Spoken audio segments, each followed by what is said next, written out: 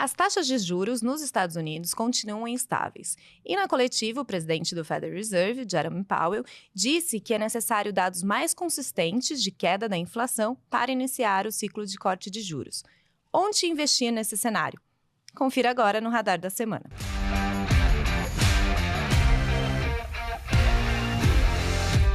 Eu sou Marcele Gutierrez e aqui comigo, Gerson Zanlorenz. E aí, Mar, tudo certo? Quinta-feira aí do nosso podcast, estamos aí com uma dupla de peso, aí temas não tão novos, né? Macroeconomia é o que tem tirado nosso sono, mas temos aí umas aulas para comentar com um tema que é a primeira vez que está vendo essa bancada que a gente está comentando sobre esse tema super importante.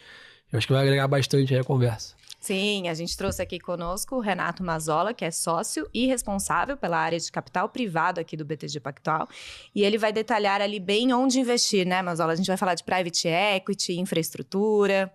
Sim, bom, obrigado pela oportunidade de estar aqui com vocês. Vamos falar um pouquinho mais detalhes sobre os dois setores. Legal. E para detalhar a decisão ali do Fed de quarta-feira, Luísa Paparones, que é economista aqui do BTG Pactual. Bom dia, pessoal. Muito obrigada pelo convite. Muito legal estar aqui de novo. Então, vamos lá. Bom, vamos começar pelos juros nos Estados Unidos. Acho que é o tema aí que conduz tudo, né? No dia o grande maestro. O tema de 2024. Exatamente. Então, né, a decisão ali de ontem manteve, né, os juros entre 5,25% e 5,50% ao ano. Foi a sétima manutenção consecutiva, consecutiva. E o que vocês viram ali de diferente? Veio tudo conforme o esperado? O Powell deu algum sinal ali na coletiva? Bom, vamos lá, né? Acho que o primeiro ponto para a gente começar a discutir essa decisão de ontem é falar que ontem foi uma decisão num dia não usual, né? Que você teve a divulgação de um dado extremamente relevante para a política monetária e para as projeções, né? Lembrando que toda a reunião trimestral do Fed, eles divulgam as projeções dos dirigentes, né? Summary of Economic Projections, então, reunião de junho, assim como na reunião de março, a gente teve essa atualização das projeções. E na manhã, poucas horas antes da reunião, você teve a divulgação do CPI, que não é a métrica de inflação que o Fed persegue, mas que, na verdade, 75% do CPI ele é traduzido no PCI. Né? Então, quando você vai fazer o PCI, 75% vem do CPI e 25% vem do PPI. Então, um dos principais componentes que você vai utilizar para as projeções de inflação foi divulgado poucas horas antes da decisão. Então, isso é não usual. E eu acho que isso foi um ponto muito relevante da divulgação de ontem, né? Depois a gente comenta um pouco mais sobre os dados de inflação especificamente, mas a gente teve um dado surpreendentemente benigno, muito melhor do que o esperado, né? Uma surpresa muito relevante, tanto que ali o 10 anos fechou 15 bips na cara da divulgação. Só que não é tão rápido, né? Você atualizar as projeções né, dos indicadores e a mudança de cenário. Então, quando a gente chegou na reunião, você tinha todo mundo dividido, né? Claro que a expectativa de manutenção da taxa era unânime, ninguém esperava que isso fosse mudar agora, mas existia um questionamento sobre o dot plot, sobre a quantidade de cortes que o comitê ia, né, colocar ali na mediana das projeções. Existia parte do mercado que acreditava que eles iam mudar, eles estavam com 3 cortes, né, de 3 para 2 cortes em 2024, e existia uma parte do mercado que acreditava que eles iam mudar de 3 para 1 corte. Sem cortes não estava nesse... Não vi ninguém falando sobre esse cenário. Depois da divulgação do CPI, acho que a primeira coisa que vem à cabeça é, bom, eles vão mudar para 2 cortes, porque o número foi efetivamente muito bom e meio que confirma, né? Começa a confirmar o cenário de que o primeiro trimestre talvez tenha sido realmente um efeito sazonal, que a gente ainda não está conseguindo replicar, né? Não está conseguindo ajustar nos modelos. Mas mudou, essa foi a grande surpresa da reunião, né? No S&P, ao invés de ele mudar para 3 cortes, ele mudou para 1 corte. E aí, né, na coletiva de imprensa, que é onde o Powell detalha um pouco mais o S&P, detalha um pouco mais a decisão do comitê, ficou bem claro alguns pontos, né? Acho que um dos primeiros pontos que vale pontuar que o Powell falou foi que os dirigentes, eles são encorajados a mudar a projeção depois do CPI, mas a maioria não muda. A maioria prefere esperar o PCI ser divulgado no final do mês para aí, consequentemente, ajustar o seu cenário. Então, o CPI de ontem, ele foi visto, né, foi muito bem recebido. O Powell falou do CPI acho que umas 6 vezes na coletiva de imprensa. Mas ele não necessariamente já está refletido ali naquelas projeções. porque ele foi divulgado muito em cima da hora, muitos podem não ter mudado as suas projeções. Então, essa mudança de 3 para 1 corte, talvez ainda não reflita, claro que a gente não tem como saber, né, mas talvez ainda não reflita esse CPI mais benigno.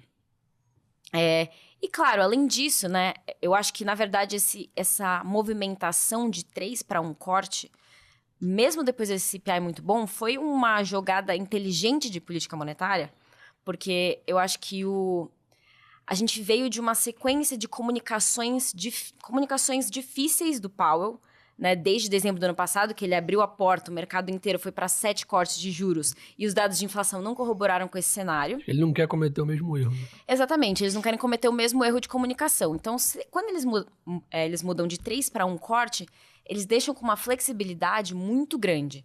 Porque agora foi a reunião de junho e a gente tem mais 4 reuniões até o final do ano. Julho, setembro, novembro e dezembro. Novembro é na semana das eleições. Então, assim, acho que é extremamente improvável eles decidirem fazer alguma coisa ou corte, a não ser, claro, que os dados corroborem, fazer alguma coisa na semana das eleições.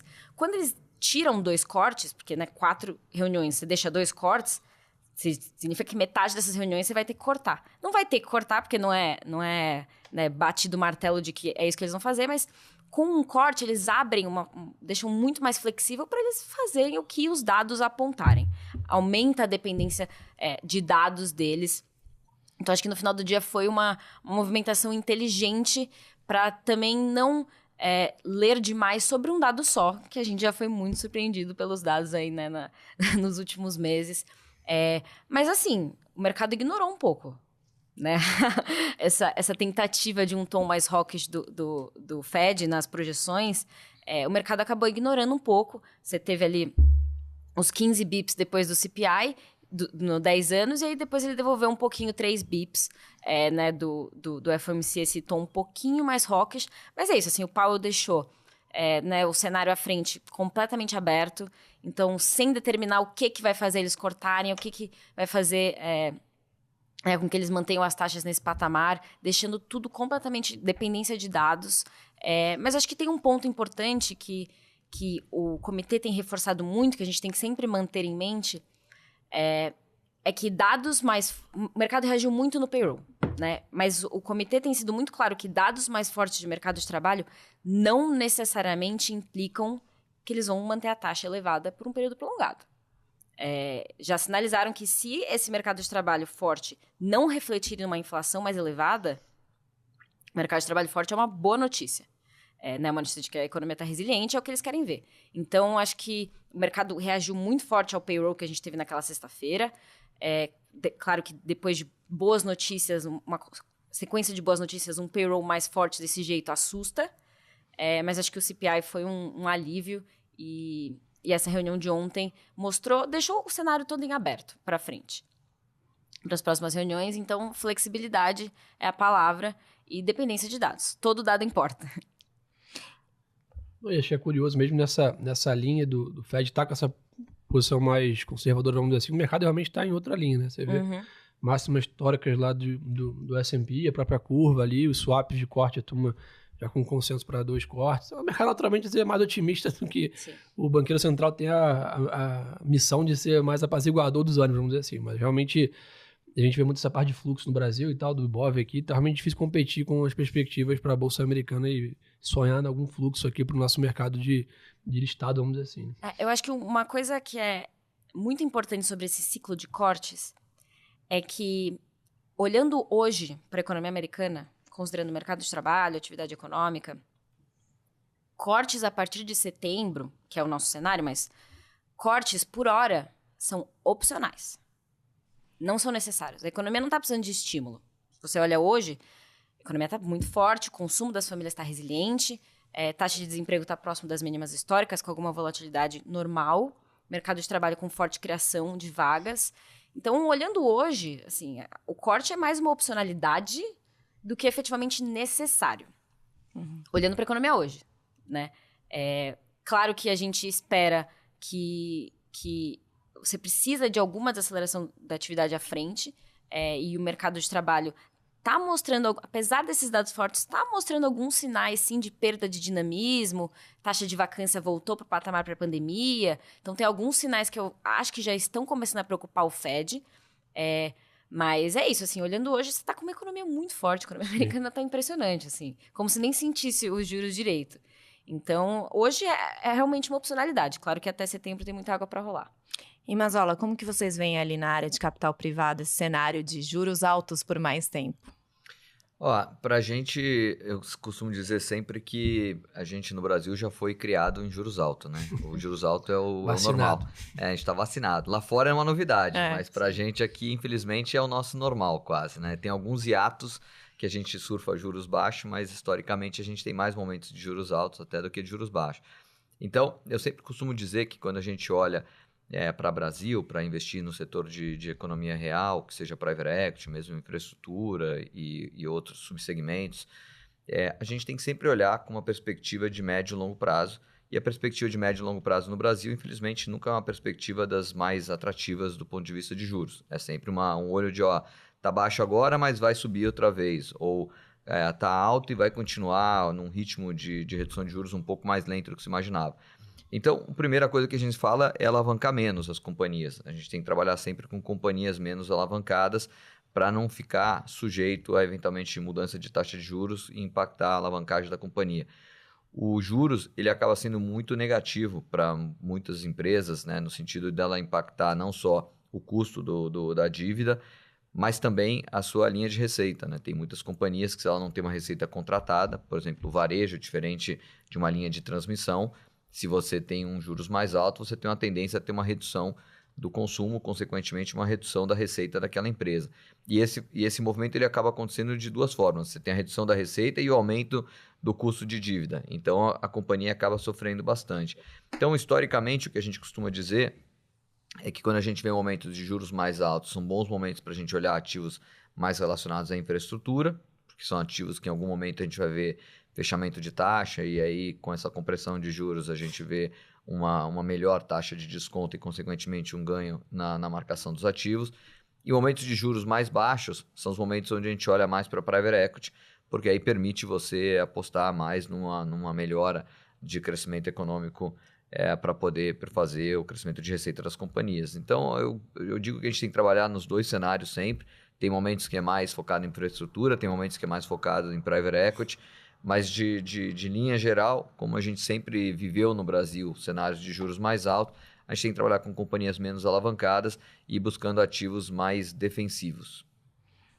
Então, já aproveitando, queria entender um pouco mais o que são esses investimentos em private equity, em infraestrutura, o que é a área de capital privado aqui dentro do banco. Eu sei que tem venture capital também, investimentos de impacto, então detalhar um pouco aí para o nosso público, né? Bom, a área de capital privado, como a gente chama, ela engloba vários subsegmentos, que, como você mencionou, alguns deles que tem infraestrutura, private equity, venture capital, tem impacto. É o que lá fora se costuma dizer mais, chamar de private equity, de modo geral. E basicamente é você comprar, na grande maioria das vezes, empresas privadas e você trabalhar para poder melhorar esse ativo. E essa melhora ela pode vir de várias formas. Pode vir, na mais óbvia que se fala muito, é a redução de custo. Então, o que pode melhorar para melhorar custo? Mas na menos óbvia, e que eu acho que é onde acaba gerando mais valor, é a execução de uma melhora de produtos, de margem de vendas, de equipe, de você trazer uma equipe que tenha mais capacidade para poder gerir o negócio. E com isso você agregar valor na tese. Então, correndo tudo bem, você compra uma empresa por um preço e vende por um preço com mais algum ganho, né? Quando não corre muito bem, você acaba vendendo por menos. Mas, historicamente, aqui, a gente hoje já tem 11 fundos, que eu toco a área já são 13 anos, e são 11 fundos que a gente fez. Todos os nossos fundos foram premiados como os primeiros nos seus segmentos.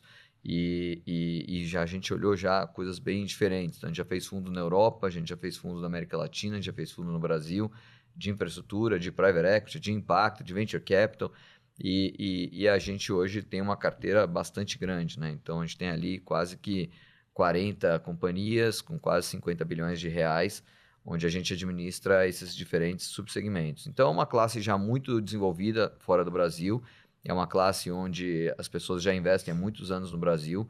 No Brasil, ela ganhou mais tração, mais conhecimento nos últimos 10, 15 anos, ainda que já existia Private Equity anteriormente a isso, mas onde você vê mais casas, mais gestores, mais gente alocando no setor, acabou acontecendo nos últimos 10, 15 anos. Tem um misto de investidores institucionais e muita gente de pessoa física. Então, a gente recentemente participou de um leilão de linha de transmissão, estava até batendo um papo com o Gerson antes de começar, que a gente viu uma oportunidade justamente por aquilo que a gente falou de juros altos, por uma atratividade de, em 4, 5 anos, a gente ter um cenário de juros mais comprimido e, consequentemente, melhorar a rentabilidade do ativo.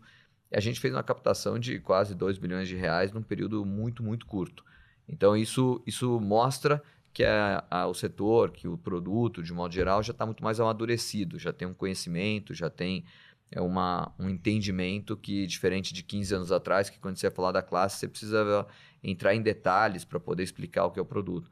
E a evolução do produto também é que ela começa em grandes investidores institucionais, passa para investidores de altíssima renda e com o desenvolvimento do produto você vai abaixando o ticket mínimo para poder entrar. Então, a gente vem observando essa evolução no Brasil também.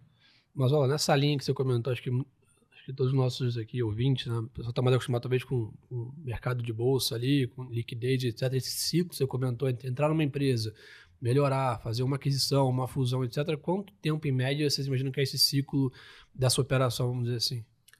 Vai variar de estratégia de gestor para gestor. No nosso caso, a gente trabalha sempre com uma média de 4 anos. Tá. Então, eu costumo dizer que o primeiro ano é o ano que a gente implementa a tese que a gente falou.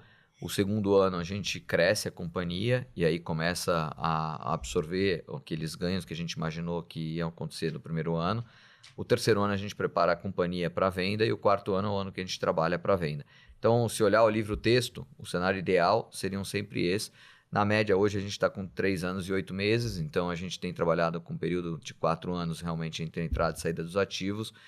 E o que eu vejo é que, ainda mais olhando um cenário de Brasil com mais volatilidades, que é o que a gente acaba observando num cenário até comum no Brasil, esse período um pouco mais reduzido, ele acaba evitando você entrar em algumas outras crises. Eu brinco sempre que cada fundo que a gente faz tem pelo menos 3 crises para a gente enfrentar. Se a gente não enfrentou 3, a gente não conseguiu ainda cumprir o objetivo do fundo. Então, 4 anos acho que é um bom tempo para entrar e sair. Boa. E um outro ponto, a gente também vê nesse nosso mundo aqui de bolsa, esse ano quase 40 bi de saída de investidor estrangeiro, né? E aí queria entender do seu lado, nessa parte de capital privado, se vocês têm visto algum interesse, como o banco, né, tem essa presença internacional, etc., se vocês têm visto algum interesse do investidor estrangeiro em entrar em operações de private equity aqui, ou a dinâmica está parecida com a parte da bolsa, que realmente ainda a turma está com um pouco mais pé no freio? Eu acho que aqueles players que já estão no Brasil e já têm presença, eles têm uma visão de mais longo prazo no Brasil e acabam participando de transações. A gente, por exemplo, 2 anos atrás, fez uma transação no setor de telecom e vieram junto conosco o CPPIB e o GIC. Tá. Então, são fundos soberanos, mas que tocam ali, fundo de pensão e soberano, que tocam grandes recursos e estão no Brasil já há muitos anos.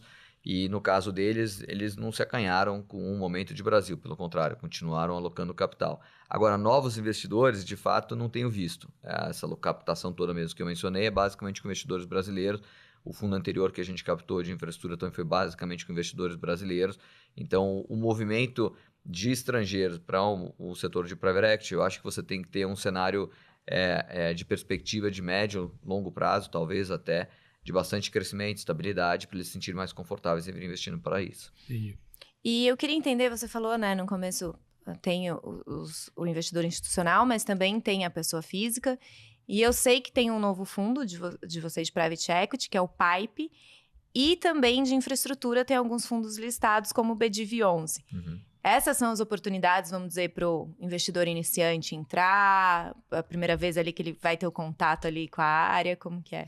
Eu acho que essa é uma boa colocação. Para quem está começando a investir, assim, eu sempre escuto assim, mas tem todos os produtos que vocês fazem, a gente tem que ter acesso, etc, etc. Sim. E eu falo, olha, tem produtos que a gente tem que tomar um pouco de cuidado porque tem um risco maior de liquidez, tem um risco maior do tempo de execução dessa tese e risco da tese como um todo, né? Então, são cheques muitas vezes que a gente coloca números muito altos para poder colocar num público que busca por oportunidades em tickets menores. Por outro lado, você tem ativos, tem fundos que a gente lança, e o BDIV é um exemplo, onde a gente vê que ele tem muito mais previsibilidade, estabilidade de fluxo, muito menos risco envolvido. E aí foi um primeiro produto que a gente colocou lá no final de 2020 para poder atender ao interesse daqueles que queriam fazer alocações menores. Esse fundo hoje ele tem uma rentabilidade desde o início na casa de 60% a 70% de ganho de capital e tem tido um yield de mais de 20%, entre 20% e 25%. Isento para renda, para ganho de capital e dividendos. Então ele é o primeiro fundo do mercado longe, ele performa mais que qualquer um dos fundos que foram lançados no mesmo período para dividendos e com uma margem bastante grande de distância. E o que a gente viu, olhando até os meus investimentos pessoais, que eu acabava tendo bastante investimento em bolsa, um belo dia eu olhei minha carteira e comecei a ver que muitos dos fundos que eu investia, apesar de eu achar que eu estava diversificando, eu estava concentrando em investimento, porque várias dessas carteiras acabavam alocando nos mesmos produtos, nos mesmos ativos. E aí eu falei assim, por que a gente não faz aqui um produto diferente do que a gente vê hoje de bolsa? Não para aqueles que querem ter uma exposição à bolsa, mas aqueles que querem olhar o que a gente faz em Private Equity e ver como a gente consegue replicar isso na bolsa. Óbvio que com algumas diferenças, né? A gente não consegue ter controle da companhia como a gente tem no Private Equity, a gente não consegue indicar os nossos executivos como a gente tem no Private Equity, mas a gente consegue montar uma estratégia mais parecida. Então, por exemplo, no Private Equity, eu não gosto muito de ter carteiras com mais de 4 ativos. Eu acho que quando você tem 4 ativos, passa uma falsa percepção de diversificação, porque o time acaba olhando 10, 12 ativos num único fundo. Geralmente o que acaba acontecendo é que o time concentra em 2 ou 3 ativos que estão performando melhor e o restante é esquecido. Ou não é esquecido, mas não se dá a atenção devida. Quando você tem 4 ativos, todo mundo tem que tomar cuidado máximo nesse negócio. E a pergunta que sempre vem é assim, mas se um vai mal, prejudicou o fundo. Óbvio que prejudica, mas não tira a possibilidade do fundo ter um retorno extraordinário. Porque a perda ela é limitada em uma vez em cada ativo, o ganho ele é ilimitado. Né? A gente teve fundos que a gente teve ativos que renderam 10 vezes, teve ativos que renderam 6 vezes, 5 vezes. Então, eu prefiro ter ativos mais concentrados. E nesse fundo que você mencionou, o PIPE, a gente segue essa estratégia do Private Equity. Então, a gente segue uma carteira que a gente também não vai ter mais de 4 ativos. Então, diminui muito o risco da gente estar concentrando nos mesmos ativos que os grandes fundos acabam alocando. A gente quer entrar em ativos com market cap ali de 10, 15 bilhões de reais para a gente poder pegar, não aquelas empresas gigantes, mas empresas menores que muitas vezes não são tão acompanhadas e que, por isso, oferecem uma oportunidade de a gente sentar próximo do management, sentar próximo dos acionistas e poder agregar o nosso histórico de muitos anos de gestão de companhias, como eles poderiam melhorar a gestão dos ativos deles.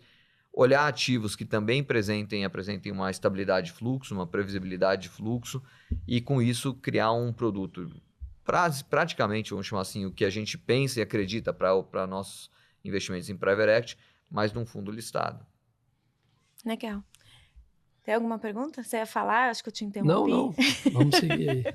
Não, eu queria entender, a gente falou bastante de inflação no começo, de juros e tal. Eu queria entrar um pouco mais na inflação, até uma curiosidade na inflação dos Estados Unidos. Tem algum ponto crítico ali que está pegando, vamos dizer assim? Aqui no Brasil, a gente sabe que o Banco Central tem reiterado diversas vezes a inflação de serviços. E lá fora? Acho que a história é muito semelhante, né? A história pós-pandemia do mundo é muito semelhante. Eu acho que o Brasil começou o ciclo de corte um pouco antes, mas a resiliência do mercado de trabalho a gente também vê no Brasil, a gente vê na zona do euro, né? E o que mais preocupa, o que mais demora para acontecer o processo de desinflação é no setor de serviços. Né? Então, qual que foi a história de 2023? Foi a resolução das cadeias produtivas globais.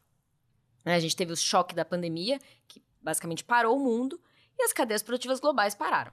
E a gente teve uma inflação de bens gigantesca. Né? Carros, os bens tiveram uma inflação muito forte no período, e a gente sabia que essa parte da inflação, ela, né, não é impactada por política monetária, ela sofre esse choque de preços, mas quando as coisas normalizam, a gente tem esse processo de deflação mesmo. E foi o que aconteceu em 2023. A inflação dos Estados Unidos começou o ano próximo, né, em 2023, próximo de 7% e fechou próximo de 3%. Mas muito disso foi... Claro que a gente teve uma melhora da inflação de serviço, mas muito disso foi derivado de bens, dessa parte de bens. Vestuários, carros usados, novos carros. No segundo semestre de 2023, a gente teve 6 a 7 meses de deflação em bens. Deflação mesmo. Só que bens a gente vê deflação.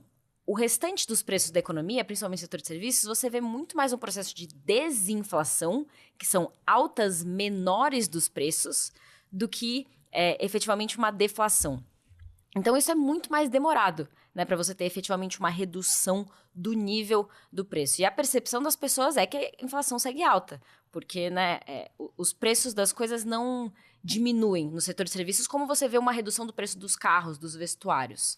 Os preços dos serviços raramente diminuem, efetivamente. Então, a história dos Estados Unidos é muito semelhante. Os preços de serviços muito fortes estão com uma particularidade no setor imobiliário, que as taxas de juros acabaram não impactando tanto, os mortgages acabaram não impactando tanto a demanda. Você teve ali alguns desequilíbrios entre oferta e demanda de casas. Então, você tem casas, o preço das casas muito elevados ainda. Você teve até uma desaceleração, mas voltou a subir. Então, você tem esse componente dentro do setor de serviços, que é o shelter, né, que é a habitação, rodando ainda em 0,4%. Esse foi o destaque negativo da leitura de ontem, né, da leitura do CPI, esse shelter aí rodando em 0,4%. E por que é importante esse shelter rodando em 0,4%? O componente de habitação dentro do CPI é 30% do CPI. E por isso que o Powell e muitos dirigentes do Fed citam muito o Supercore, né, que é o núcleo de serviços ex-habitação. Porque o setor de habitação está com algumas particularidades do setor imobiliário e ele demora muito mais tempo para ter os seus preços reajustados, né? A gente sabe que um contrato de aluguel, ele é de 1 ano, 2 anos. Então, até isso retroalimentar na inflação efetivamente demora muito tempo. E isso está demorando mais tempo do que esperado, sem dúvidas. Mas, por outro lado, o que a gente viu nesses últimos 2 meses, que a gente não viu tanto no começo do ano passado e que a gente não viu no primeiro trimestre do ano, foi um processo de desinflação mais claro na inflação de serviços. Então, ontem, por exemplo, a gente teve uma desaceleração disseminada no setor de serviços. Então, enquanto no mês de abril o setor de serviços estava rodando próximo de 0,40, ontem veio em 0,22. Né? E quando você anualiza os dados, a meta do Fed é 2, quando você anualiza os dados, para você chegar em 2 tem que ser 0,16, 0,17. Então, esse 0,22 é um pace muito bom, né? E muito mais benigno depois do que a gente teve aquelas surpresas no primeiro trimestre, né? Então, o destaque ainda nos Estados Unidos é a inflação de serviços, mas acho que essa leitura do CPI de ontem, claro que a leitura do CPI de ontem, acho que vale pontuar que ela foi excepcional. Ela foi muito boa, ela não deve se repetir. Dessa magnitude, não deve se repetir, porque você teve uma deflação em diversos componentes de serviços, você teve uma deflação em seguros de automóveis, uma coisa que você já consegue ver nos preços. A primeira coisa que as famílias começam a cortar, nós começam a sentir uma desaceleração da economia, coisas opcionais. Então, streaming, vestuários. Então, uma deflação muito forte em vestuários, uma deflação muito forte em streamings, né, em preços de streamings, que acaba puxando outros serviços. Então, você já começa a ver algumas particularidades de uma perda de força da economia na inflação. Mas a leitura de ontem foi excepcional e não deve se repetir naquela magnitude. A gente espera que, né, você tenha uma melhora consistente da inflação nos próximos meses. Tem fatores sazonais que vão ajudar também. Mas a leitura de ontem, que você teve um supercore, que é esse núcleo do Powell em deflação, não é usual. Você deve ter a retomada de alguns preços. Você não tem todos os meses, por exemplo, deflação de seguros de veículos, né? Isso deve normalizar, senão em junho, em julho. Então, acho que essa leitura de ontem foi muito boa. A gente teve agora, né, o PPI de maio. Então, como eu comentei, né, no começo, o PCI, que é a métrica que o Fed persegue, ele é composto, basicamente, 75% pelo CPI e 25% pelo PPI. O CPI e o PCI têm as suas particularidades de metodologias. O PCI tem alguns pesos diferentes do CPI. Acho que o destaque é essa parte de habitação, que no CPI é 30%, no PCI é 18%. Então, o impacto é muito diferente. Mas quando você alimenta aí, né, pega o CPI, junta com o PPI para projetar o PCI, a gente agora está esperando uma alta do núcleo do PCI de maio de 0,11%, contra 0,25% em abril. É uma desaceleração muito relevante. De novo, não é esse o ritmo que deve continuar nos próximos meses. A gente espera algo mais próximo de 0,18% na média mensal até o final do ano. Mas, vindo do primeiro trimestre que a gente teve, não dá para a gente falar, claro, retomamos o processo de desinflação? Cedo para dizer. A gente vai ter sequência aí de 2 dados bons, a gente teve um trimestre muito ruim.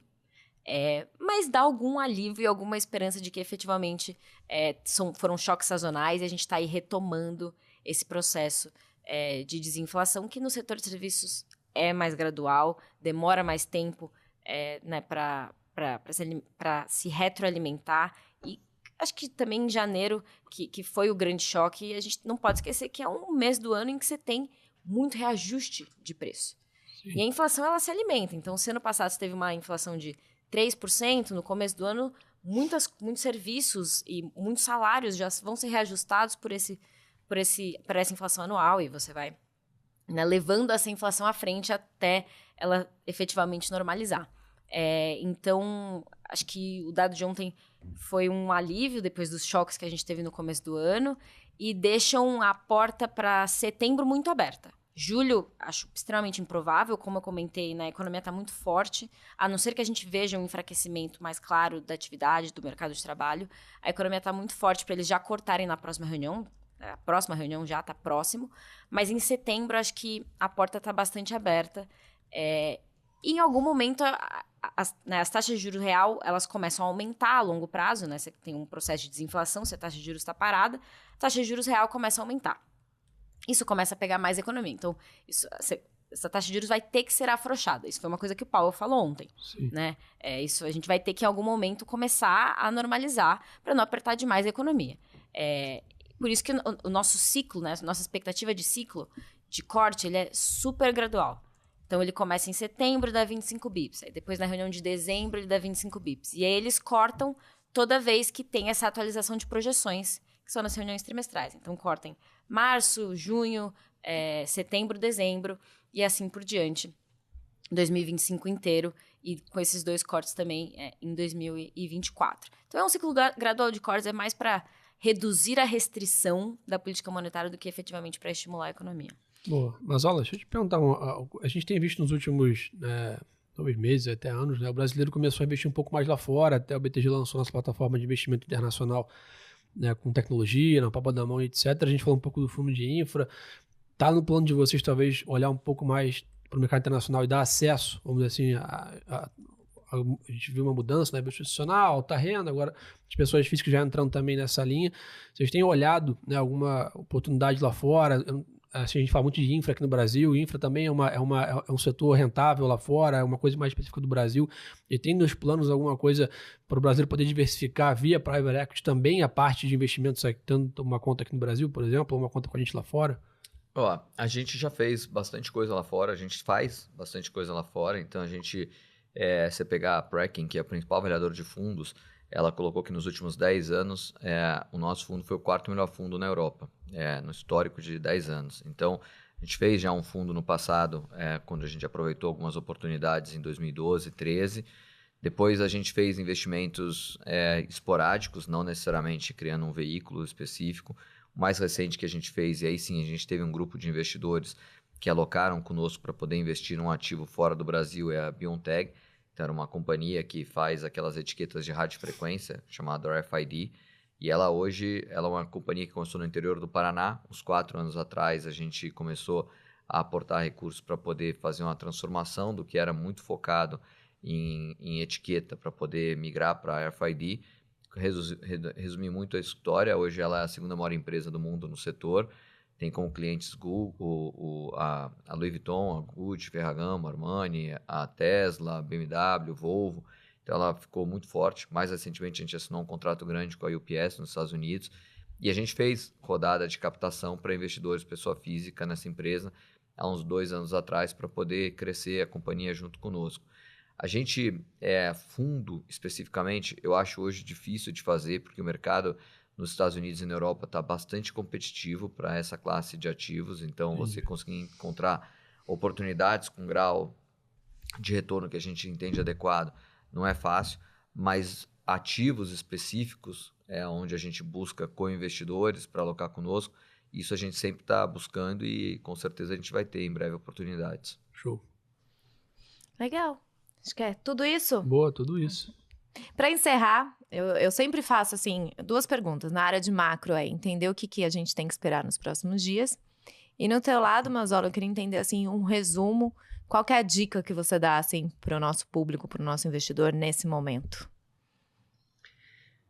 Eu quando eu olho para os investidores que vão olhar por gestores, eu acho que eles têm que olhar muito a equipe que está por trás, entender o histórico, entender o track record. O Gerson comentava um pouco que a gente fez a captação até relativamente grande, num curto espaço de tempo, mas são muitos anos com a mesma equipe e um trabalho de equipe que ficou bem conhecido. Então, acho que para os investidores hoje, quando forem alocar nos fundos, qualquer que for a classe, estudar bem o time, estudar bem o histórico, entender bem a cabeça dos gestores para poder entender como é que eles veem o cenário olhando para frente, as alocações e ver se isso coincide com o que você acredita. Porque eu acho que quando a gente olha um pouco as alocações, um pouco às vezes que eu sinto falta é um pouco o investidor entender mais em detalhe quem está por trás dessas alocações. Então acho que essa é a dica que eu deixaria. Às vezes a pessoa olha só o retorno, né? De uma janela curta de espaço de tempo e não olha E aí aquele retorno que ele olha é para uma equipe que já saiu, que não está mais lá, ou que tinha uma estratégia específica e que aí mudou um pouco a estratégia. Então acho que isso é importante você observar para você ter certeza que o resultado que você espera ter no futuro vai ser constituído pela mesma equipe, pela mesma filosofia de investimento e não houve alterações nisso. Legal. E, Luísa, o que a gente tem que ficar de olho nos próximos dias? Eu acho que, né, Brasil, a gente tem Copom semana que vem, não adianta, né? Exatamente. Tem decisão do Selic, mas o que mais? Bom, vamos lá. Semana que vem, acho que, falando rapidamente de cenário global, a gente tem a semana de atividade econômica. Então, domingo, a gente tem todos os dados de China. China tá... Como os Estados Unidos está muito no foco, China aparece um pouquinho, a gente tem um pouquinho de notícia de China e aí a notícia morre de novo. Então, domingo é China, a gente tem todos os dados de atividade de China já do mês de maio. China está nesse ritmo difícil de retomada de crescimento. E a gente vai ter também na terça-feira todos os dados de atividade dos Estados Unidos. Vendas do varejo, produção industrial, que essa atividade econômica resiliente tem também contribuído para essa tranquilidade quanto ao ciclo de cortes. Algum enfraquecimento da atividade econômica não esperado poderia trigar um movimento mais forte de corte de juros. Então, a gente tem que também prestar muita atenção nesses dados de atividade. Mas aí, claro, de Brasil, a gente tem o Copom na quarta-feira, né? Acho que é um Copom muito importante. Depois do último Copom, a gente tem aquela divisão 5-4, né, de cortes, que acabou pegando um pouco na credibilidade da instituição. Então, agora o Copom, né, busca retomar um pouco mais a sua credibilidade. Então, essa é uma reunião muito importante para isso. A gente tem expectativa de manutenção com unanimidade. Então, sem cortes nessa reunião. Os dados de inflação do Brasil essa semana não foram tão bons. Né, teve uma composição não tão boa quanto esperado. Então, essa reunião da semana que vem né, deve ter esse tom de uma retomada de credibilidade e cautela e atenção. Acho que o cenário Brasil deu uma deteriorada importante nas últimas 2 semanas. Né? Acho que ontem foi muito claro a divergência de movimentos de mercado, né, lá fora, com os juros fechando de maneira muito significativa e aqui dentro os ruídos, né, políticos impactando muito mais a curva. A gente vê as Bs hoje batendo 6,49, pelo menos a última vez que eu tinha olhado, né, um patamar muito elevado. Então, acho que uma coisa que pode contribuir para a melhora do sentimento local é uma retomada da credibilidade do Banco Central, mostrar que as decisões são técnicas e que você não tem uma divisão política, ainda mais a gente chegando perto de uma troca de Banco Central. Né? Então, acho que essa decisão do Copom na semana que vem é muito relevante e acho que é importante pontuar que acho que o Brasil deslocou um pouco do cenário global e eu acho que esse Copom semana que vem vai ser talvez mais relevante do que os próprios dados dos Estados Unidos na terça-feira. Se dados de atividade mais fracos, a gente acha que continuar com ruídos elevados aqui internamente, acho que vai sobressair, mesmo um cenário talvez melhor externo. Legal. Tem até esse ponto que você falou, tem um vídeo que está no ar da BTG Asset, que foi com o Thiago Berriel, e ele falou que esse Copom vai ser uma parada e vai esperar, né? Então o Copom ele deve esperar para ver o que vai acontecer, acalmar o mercado, ver o que aconteceu lá fora para depois. Então ele espera aí uma pausa. Sim. Exatamente. Só tudo isso. Show de bola. Obrigado aí, turma. Valeu, gente. Obrigada, Mazola. Obrigada, Muito Luísa. obrigada, gente. Então é isso, gente. Mais um Radar da Semana no ar. Então lembrem ali de seguir o canal do BTG Pactual para ser avisado ali quando um novo conteúdo estiver no ar. Até a próxima.